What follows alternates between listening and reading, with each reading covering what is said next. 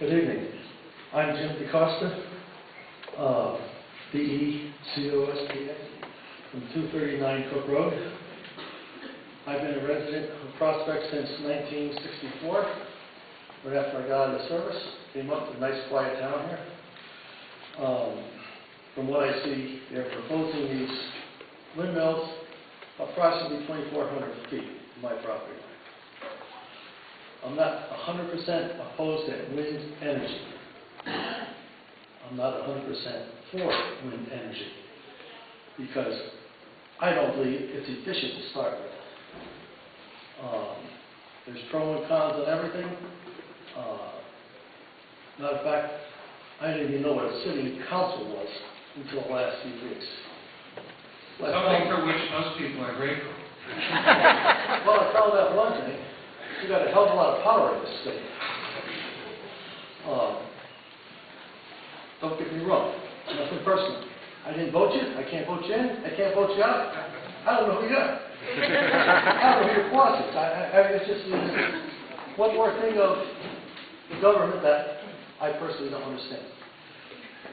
As far as these windmills, I'm opposed to them predominantly because I think it's no more than using my money not to give me any benefit. It's taking money away from everybody in the area as far as property value. After being there for almost 45 years, someone's ripping it right off my feet. Wind energy in itself, I don't believe is efficient because it's a fantasy in a lot of ways.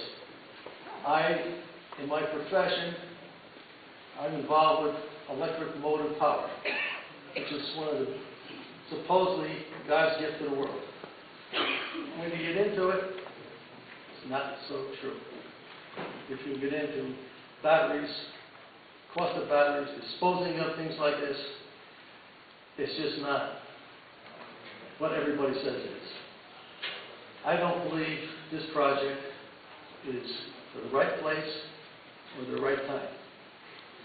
You people have the power. I hope you take a good look at it. Make some laws on how to govern this energy that everybody's proposing.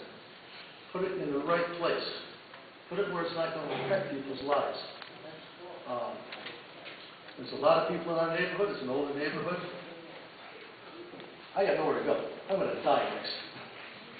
I'm not buying a new house. I'm not moving. I'm going to be there for whatever you people end up giving me. Right, wrong, or otherwise.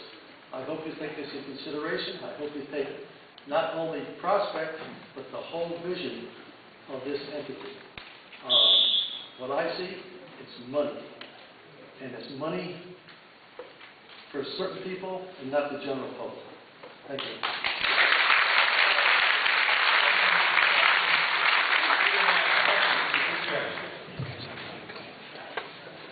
Good evening. My name is Ann Troutman, Troutman, and I live in Wolcott. My father served in World War II as part of the Heavy Artillery Division.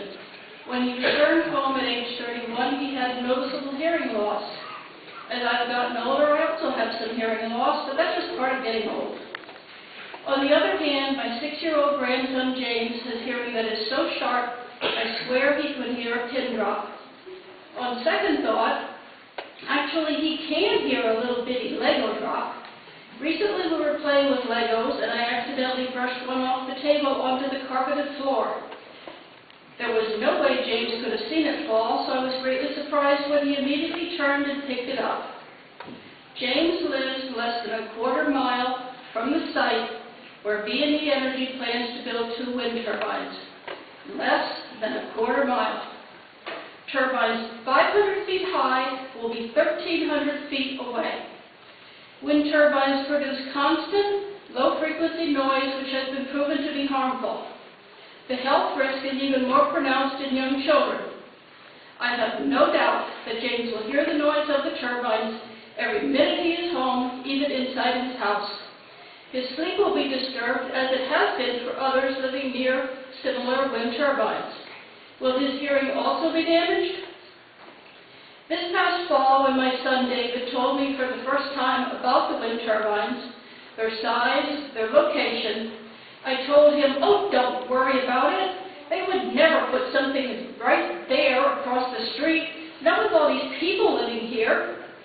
I know everyone agrees on the need for renewable energy, but I also thought nobody would think it was a good idea to build two almost 500-foot-high wind turbines in a residential neighborhood.